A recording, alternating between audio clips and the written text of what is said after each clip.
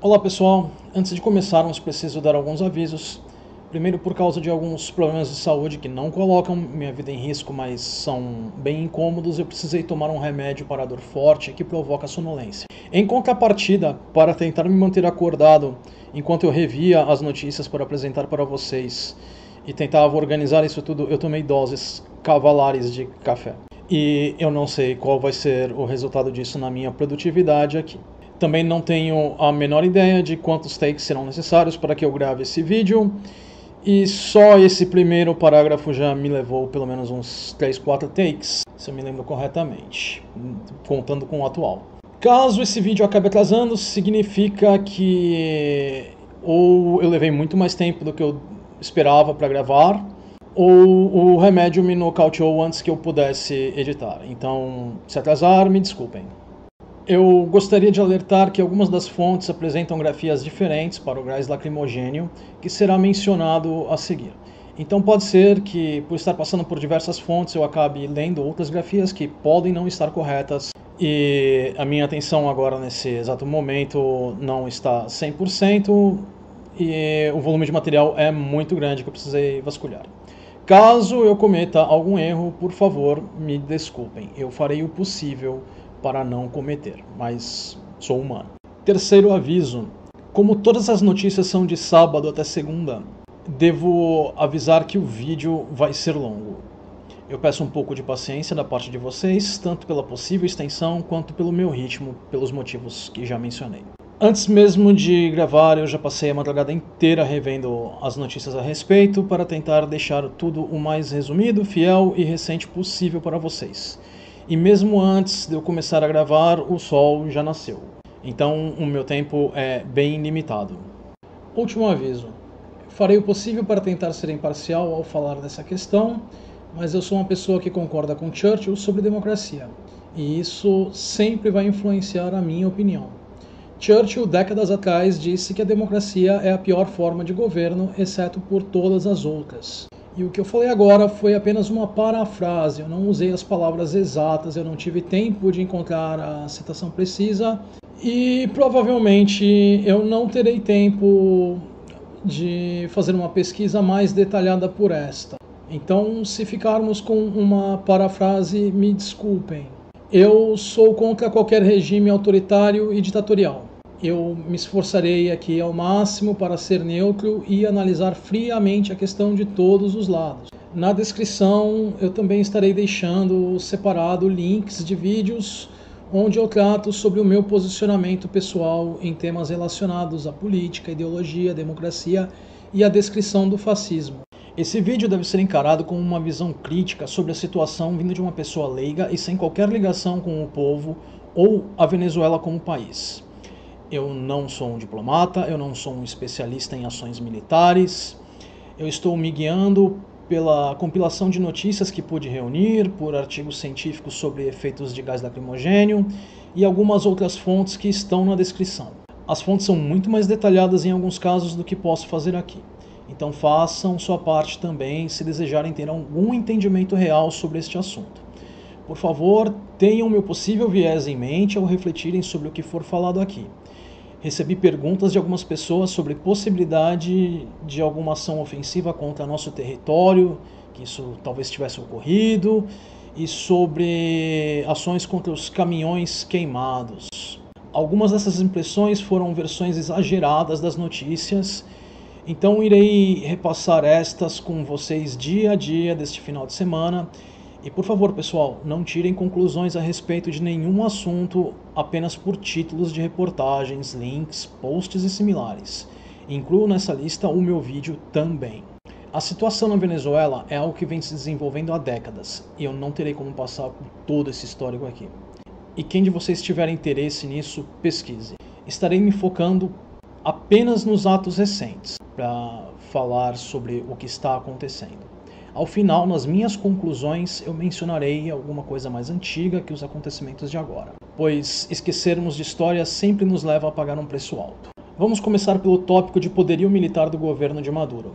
Comecemos por forças de solo. Qual o tamanho das forças de Maduro? Essa eu acho que foi a pergunta mais frequente que eu recebi.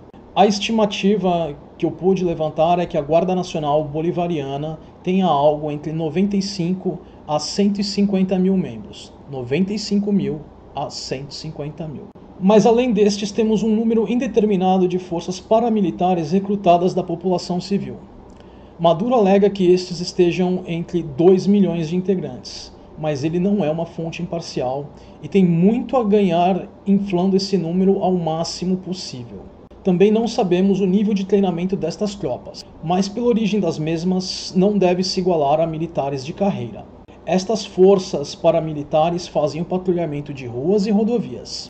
Então, acho que poderia ser justo colocarmos as mesmas em um nível similar a de um policial militar, levando em consideração mais algumas coisas que podem aumentar ainda um pouco mais o treinamento destes. Como todo governo ditatorial, a preocupação principal é controlar o próprio povo. Então, estas forças podem ter sido treinadas para tal. Também devemos levar em consideração os laços da Venezuela e Cuba, que, segundo algumas alegações, agentes cubanos teriam treinado tais tropas para a guerrilha. Isso está nas notícias que eu pude levantar, mas eu realmente não sei, não tenho nenhum dado preciso sobre isso. E isso é algo que pode fazer muita diferença, se essas tropas foram treinadas para a guerrilha ou não. Mesmo uma pequena força com treinamento adequado em guerrilha e conhecimento do terreno pode causar problemas para forças muito mais impressionantes. Agora vamos falar das máquinas de guerra. E comecemos esse tópico com os aviões disponíveis. Sabemos que anos atrás foram comprados da Rússia 2 bombardeiros Tu-160, que são capazes de carregar armamento nuclear, que felizmente não está disponível nesse conflito. Mas o mais importante em relação às aeronaves presentes são os caças Su-30 Mk2, que, segundo especialistas, são capazes de competir em poder de fogo, manobrabilidade e desempenho com os caças americanos mais modernos. As forças de Maduro também possuem F-16 adquiridos antes da Revolução de 1998 e helicópteros de transporte Super Puma da mesma época. Agora vamos a um geral passando por outros veículos e sistemas militares. Maduro tem à sua disposição radares e sistemas antiaéreos modernos, que o Infodefensa, um portal especializado, descreveu como o melhor da América Latina. Sabemos também que durante anos a Venezuela adquiriu tanques, helicópteros e artilharia russa. A frota venezuelana também foi renovada durante os anos de regime ditatorial. Isso tudo pode ser encontrado em algumas das notícias na descrição. O site Global Firepower ranqueia a Venezuela em 46ª entre as nações com maior poder de fogo do mundo. E para comparação, o mesmo site ranqueia o Brasil em 14º e os Estados Unidos em 1º. Segundo declarações feitas para a BBC espanhola por um estrangeiro especialista militar que vive na Venezuela, e este pediu para não ser identificado à BBC, a capacidade operacional destas máquinas de guerra é duvidosa, por causa da crise econômica existente, forçando que algumas sejam tornadas inoperantes para reparar e manter outras, o que é chamado canibalização. Também existe projeto de uma fábrica que não foi finalizada para a produção de fuzis Kalashnikov ao norte da Venezuela. O processo de canibalização deve ser considerado em especial ao falarmos dos armamentos mais antigos. Como característicos de regimes ditatoriais e fascistas, não vou entrar aqui em detalhes sobre o que é fascismo. Já falei disso no canal e estarei deixando na descrição desse vídeo links a respeito. Voltando ao assunto, em tais estados, as forças armadas são fundamentais ao regime, e isso é especialmente característico neste regime em particular. Os militares de cargos mais altos comandam cargos elevados na administração do governo e empresas estatais. O lado do presidente eleito Guaidó conta apenas com o que pude levantar um número menor do que o esperado de desertores e com um apoio internacional. Alguns de vocês podem estar pensando, mas e os Estados Unidos? Eles têm o maior exército, não é possível fazer oposição a eles. Como eu já mencionei, estamos falando de uma situação de guerrilha, se houver confronto aberto. E isto deve lembrar os americanos muito bem de outra guerra, o Vietnã. Os custos financeiros e humanos podem vir a ser altos. E o governo Trump, pela fonte mais recente que achei, conta agora com 42,7% de aprovação popular. Entrar em um conflito armado duradouro pode ser algo que este não seja capaz de fazer frente aos conflitos internos dos Estados Unidos. A administração Trump, para quem não acompanha, está passando por diversas controvérsias com relação a pessoas envolvidas na administração, a medidas que o Trump tenta implantar. Eu não vou entrar nesses assuntos aqui, pois seria um vídeo completamente diferente e eu precisaria levantar muito mais fontes a respeito, porque apesar de eu acompanhar, eu não tenho as fontes agora aqui em mãos e eu preciso passar informações confiáveis a vocês. Então, vamos voltar ao assunto da Venezuela, deixemos os Estados Unidos para outro dia. Agora que temos uma ideia superficial das forças envolvidas ao lado de Maduro, e ainda não temos eu não tenho nenhuma informação sobre forças que possam estar com Guaidó em termos de número, que eu saiba ele não tem nenhum aparato militar, e não podemos falar de forças internacionais porque ainda não há um envolvimento internacional aberto e direto em termos de conflito. Os Estados Unidos ficaram de fazer um pronunciamento nesta segunda, em que estou publicando o vídeo falando sobre medidas que eles iriam adotar de forma clara, mas por motivos óbvios eu não posso adivinhar quais sejam essas medidas. Também nessa segunda-feira haverá uma reunião de Guaidó com líderes de 13 países que não reconhecem o regime de Maduro. Esta reunião será para tratar de ações diplomáticas. Os países mencionados que participarão dessa reunião são Brasil, Argentina, Canadá, Colômbia, Costa Rica, Chile, Guatemala, Guiana, Honduras, México, Panamá, Paraguai e Peru. E como podem ver, é muito importante que a maioria destes sejam da América Latina, frente ao histórico que temos aqui na região do nosso continente ser influenciado por poderes estrangeiros. E quem tiver interesse sobre a história dos conflitos na América Latina, procure a respeito, porque isso vai muito mais longe do que eu posso colocar aqui. É uma história muito complexa, com muitas décadas e muitos países envolvidos. Nas notícias existem muitas declarações passionais que foram feitas tanto por Guaidó quanto por outros líderes, por manifestantes. Eu evitarei mencionar estas aqui, pois o próprio conteúdo dos acontecimentos já é bem carregado de carga emocional. As declarações poderão ser vistas nas reportagens que deixei na descrição, mas, como eu disse, eu prefiro me ater aos fatos e não a discurso. Do contrário, minha capacidade para imparcialidade não teria nenhuma chance nesse vídeo. Já é difícil ter passado por todas as declarações enquanto eu separava as notícias para vocês. Se eu for lê-las aqui, aí eu não tenho chance. Agora vamos a um resumo deste sábado 23, nas notícias. Fronteiras entre Venezuela, Brasil e Colômbia estão fechadas conforme declaração de Maduro. Caminhonetes com ajuda humanitária foram enviadas de Boa Vista, mas não puderam passar a fronteira, retornando ainda no mesmo dia. Mais de 500 venezuelanos esperavam por tal ajuda, que consistia de alimentos e medicamentos, desde a primeira hora do dia. Estes foram acompanhados por Ernesto Araújo, chanceler brasileiro, e por Teresa Belândia, embaixadora designada por Guaidó.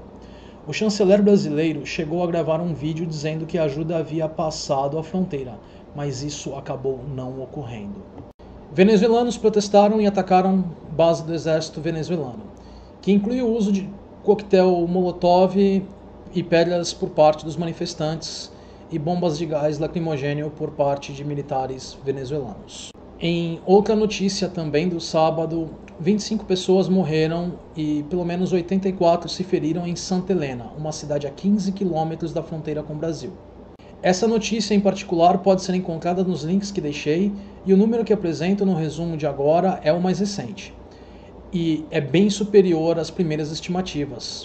Na fronteira com a Colômbia, caminhões com ajuda humanitária foram incendiados, e para deixar claro, a carga eram alimentos e remédios, sendo os responsáveis por isso as forças de Maduro. Existem relatos de pelo menos uma morte e 6 feridos envolvidos na repressão ao avanço das forças humanitárias, que, mais uma vez, foi com cargas vindo da Colômbia.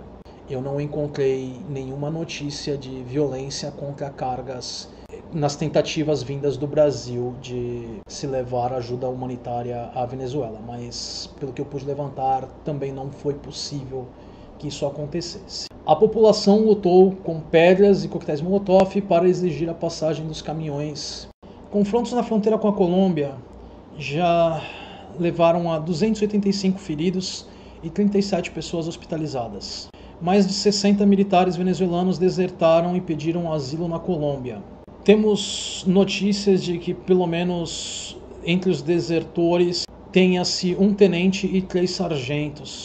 Eu não estou muito certo se essa deserção foi feita com relação ao território brasileiro ou território colombiano, sobre esse tenente e esses sargentos. E eu não tenho notícia da patente de qualquer outro militar que tenha desertado nas notícias que eu pude ler. Maduro afirmou em discurso que compraria comida que o Brasil estivesse disposto a vender e rompeu relações com a Colômbia. Ele também rejeita a ajuda dizendo que é um pretexto americano. O coronel brasileiro José Jacaúna, eu pronunciei errado o nome deste coronel, me desculpem, mas como eu falei, eu já tomei uma dose de medicação para dor e uma dose cavalar de cafeína e eu tenho certeza que esse não é o meu ritmo normal. Enfim, voltando à declaração do coronel José Jacaúna, tiros de armas de fogo com munição convencional e de borracha foram disparados contra manifestantes em solo brasileiro. Também foram disparadas bombas de gás lacrimogêneo também em solo brasileiro. E isso é muito relevante, pessoal. Muito mais do que pode parecer inicialmente. A maioria das pessoas pode se preocupar mais com o disparo de armas de fogo pela fronteira. Mas o uso de gás lacrimogêneo, ele pode levar a um incidente muito mais grave devido a acordos internacionais. Eu vou falar disso mais tarde. Segundo a arquiteta Vilma Vasquez, após chegar ao Brasil, um tanque teria sido usado contra a população venezuelana.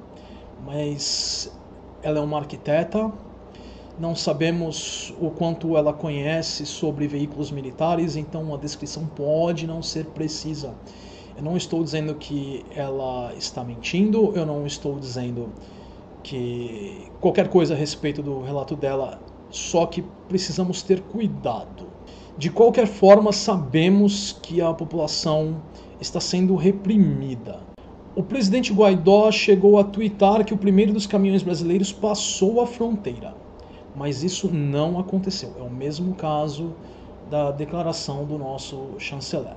Numa situação dessa, muitas vezes as pessoas acabam se atropelando com as notícias e as coisas se confundem, fica difícil a gente dizer exatamente o que acontece. Então, mais uma vez, pessoal, precisamos ter muito cuidado ao examinar isso tudo.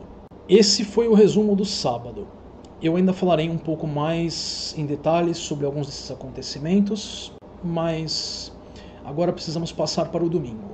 Vamos agora ao resumo do domingo 24.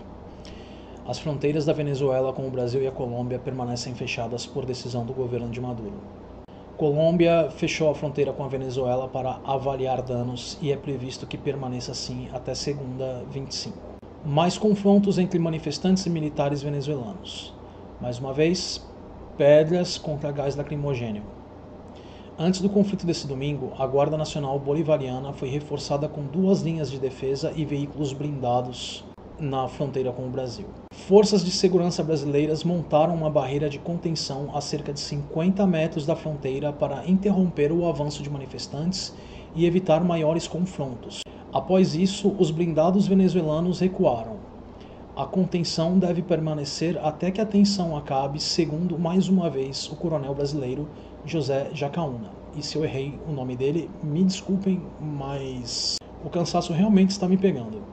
Mas a contenção não implica em fechamento da fronteira por parte do Brasil. Agora eu vou ler trechos de uma nota do Ministério da Defesa do Brasil que fez as seguintes afirmações. Intercedeu para que novos incidentes na linha de fronteira envolvendo venezuelanos e a Guarda Nacional Bolivariana não voltem a se repetir. Os veículos antidistúrbios que estavam na barreira montada no país vizinho recuaram imediatamente. Militares brasileiros e venezuelanos negociaram no local e foi entendida a inconveniência da presença desse tipo de aparato militar. No lado brasileiro, o controle dos acolhidos foi reforçado para evitar novos confrontos. 2 ambulâncias com mais 3 feridos entraram em território brasileiro, e estas não tinham relação com os confrontos da fronteira que mencionei até agora. Eu não tenho nenhuma notícia sobre qual seria a causa destes ferimentos dessas pessoas. Tudo que podemos fazer é especular, e eu não gosto de especulações, eu gosto de fatos. Então eu não vou apresentar especulações, mas vocês podem imaginar quais seriam as causas. Apenas tentem compartimentalizar esse tipo de informação e separar dos fatos que realmente temos. Mais 3 militares venezuelanos desertaram pela fronteira da Venezuela e Brasil. O Itamaraty condenou em nota que cito agora alguns trechos. Os atos de violência perpetrados pelo regime legítimo do ditador Nicolás Maduro.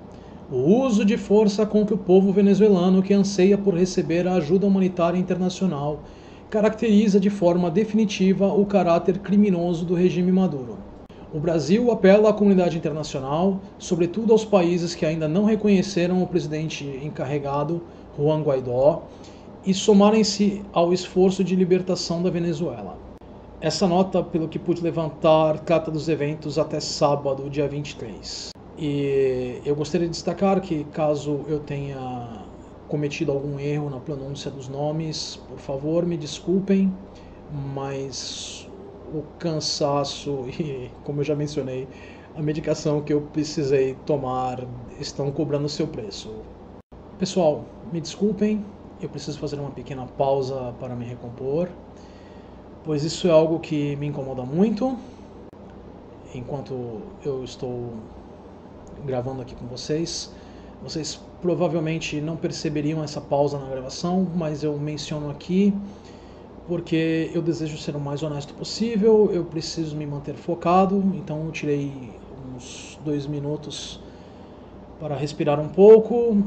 Desculpem, mas eu assisti e li muitas declarações passionais de pessoas envolvidas, e isso fica repassando na minha cabeça.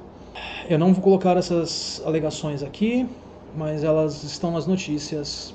Eu estou tentando ser o mais imparcial que consigo para que vocês possam avaliar por vocês mesmos. Como eu já disse, eu menciono essa pausa apenas para que levem isso em consideração ao avaliar qualquer possível viés da minha parte enquanto eu apresento a vocês.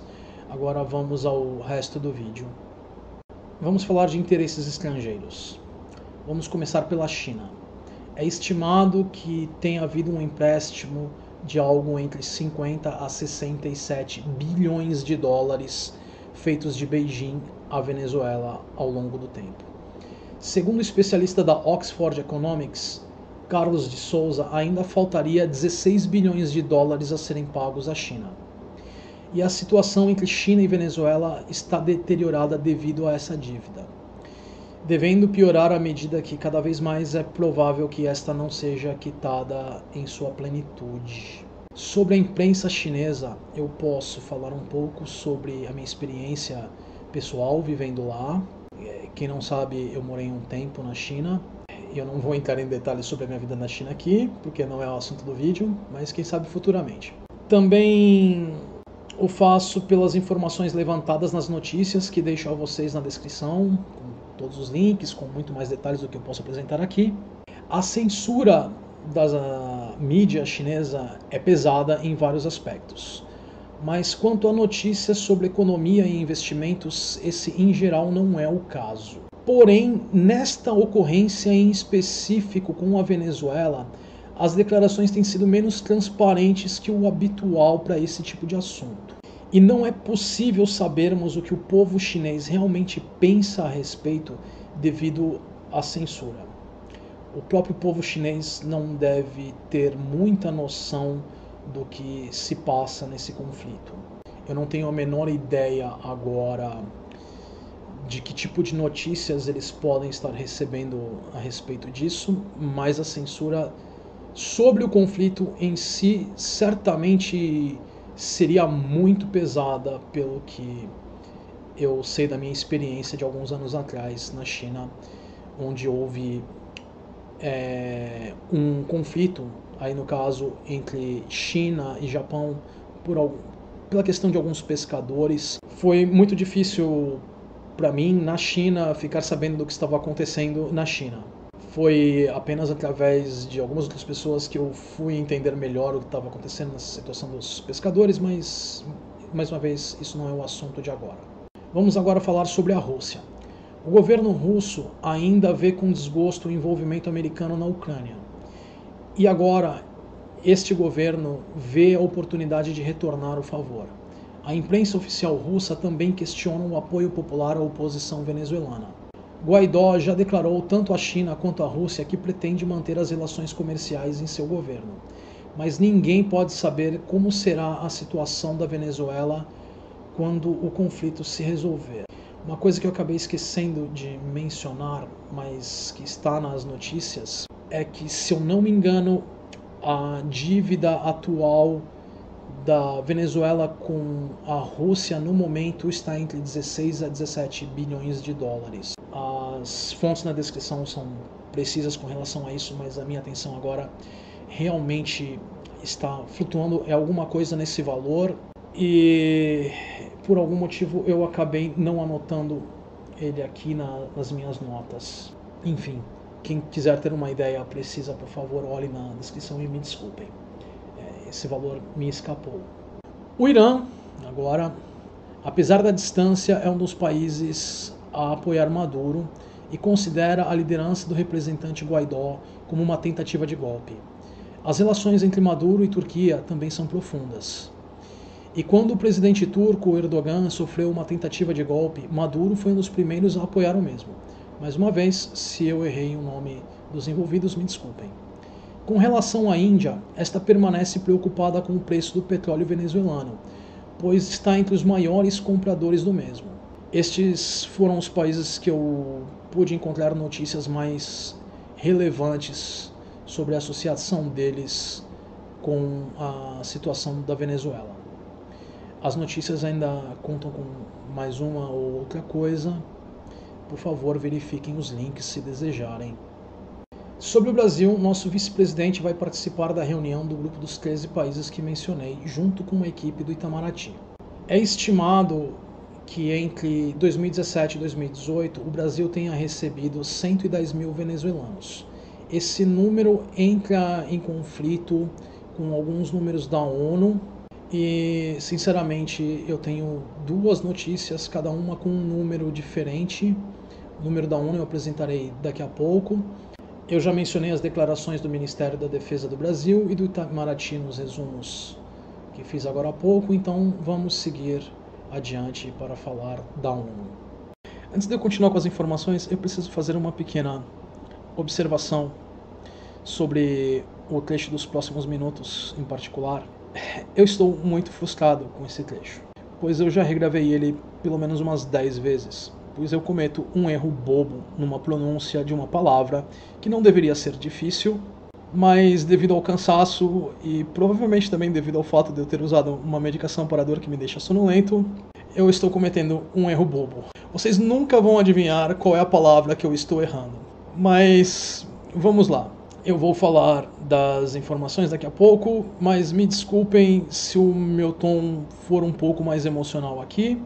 Eu estarei mencionando algumas declarações do presidente colombiano que são passionais, e devido a isso me lembrar as notícias que eu li em detalhes, isso acaba mexendo comigo. Também temos a questão da frustração que eu mencionei, então, por favor, redobrem os cuidados ao refletirem sobre os próximos 2 minutinhos do vídeo, está bem? Vamos às notícias, mais uma vez. Segundo a ONU, mais de 3,4 milhões de venezuelanos já deixaram o país. Segundo a Colômbia, o destino mais comum, com cerca de 1,1 milhão de refugiados, o Brasil teria recebido 96 mil venezuelanos. Dessa forma, este estaria em sexto lugar. O Peru teria recebido 506 mil, o Chile 288 mil, o Equador 211 mil, a Argentina 130 mil refugiados. Os demais teriam sido dispersados entre outros países, e os links na descrição tratam desse assunto em mais detalhes. Eu mencionei apenas os maiores números. E segundo as notícias recentes, pessoas também têm cruzado a fronteira pela selva amazônica de forma clandestina para escapar. E eu não tenho os números disso. Sobre a questão da discrepância dos números entre o que eu falei anteriormente de 110 mil venezuelanos vindo para o Brasil, e este não é o erro bobo que eu falei que eu vinha cometendo, e os 96 mil da ONU, existem algumas explicações que eu posso imaginar, algumas hipóteses. Então, eu vou falar agora das hipóteses e vocês devem compartimentalizar isso nas suas reflexões como hipóteses. A primeira é a data em que tais levantamentos foram feitos. Eu não tenho a data do levantamento da ONU e a data do levantamento pelo governo brasileiro. Então, o número levantado do governo brasileiro talvez venha a ser posterior e por isso maior, mas eu não posso dizer ao certo. Eu também não posso dizer se o número de pessoas que cruzou a fronteira pela selva amazônica tenha sido levado em consideração nesses números. Eu não tenho nenhuma fonte sobre isso. Eu tenho apenas alegações de que isso teria ocorrido. E agora eu vou ler algumas declarações do presidente da Colômbia, Iván Duque, ao visitar duas das pontes de fronteira. Ele fez declarações que, como toda retórica de líderes políticos, costuma ter uma carga passional.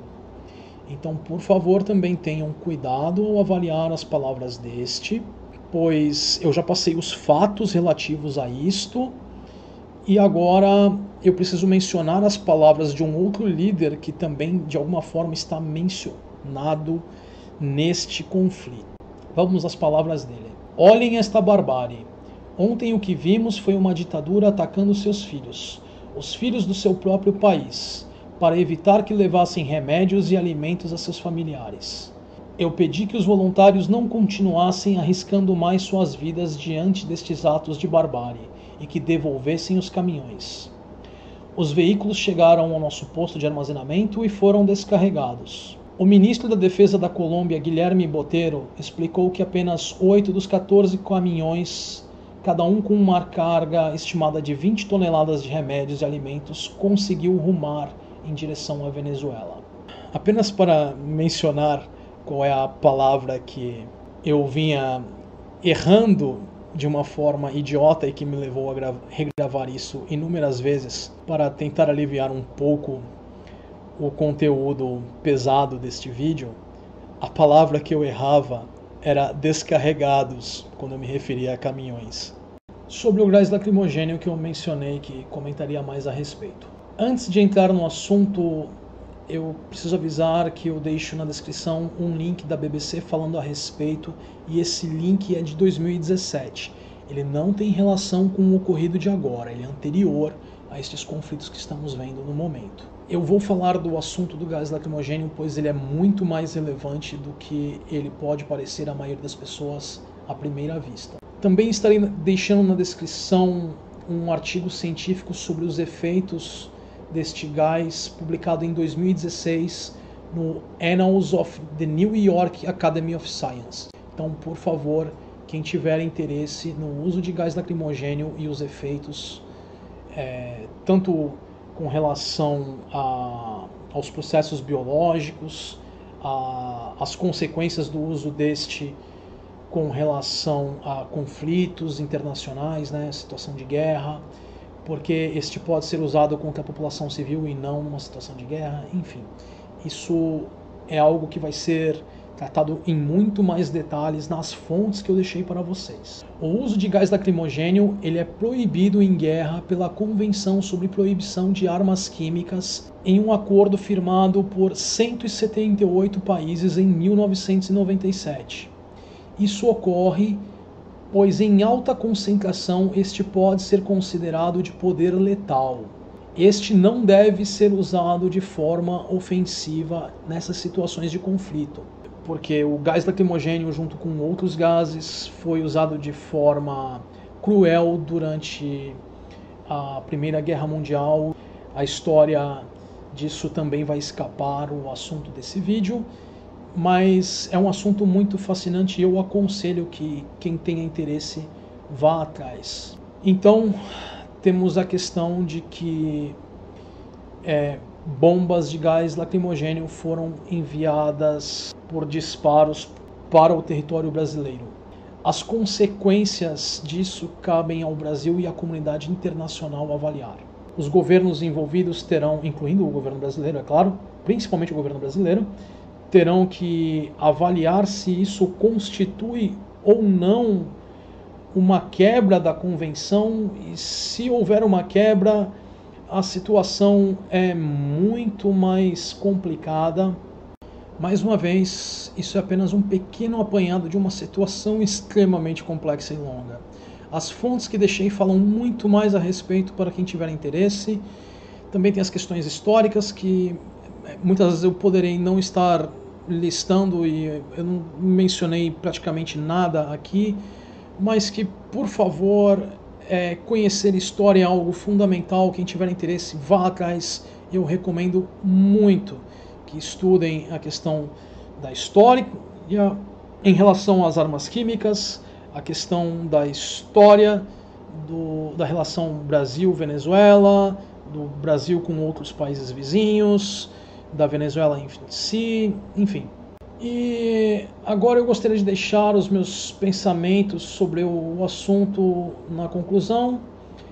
Mais uma vez, eu não sou um especialista em diplomacia ou ações militares e falo apenas agora como um leigo que tem acompanhado as notícias e refletido de uma forma crítica a respeito. Eu, até o momento, procurei filtrar ao máximo qualquer questão parcial minha em relação a isso, mas agora eu emitirei um pouco mais da minha opinião pessoal sobre o assunto. Em primeiro lugar, estamos vendo o que pode apenas ser o começo de um conflito interno que pode cobrar um preço muito alto da população venezuelana. Em segundo lugar, a população venezuelana já vem há tempos lidando com a crise econômica e escassez. O governo Maduro nega que haja essa crise, mas nós temos notícias anteriores a essa situação de agora que mostram que a crise é real.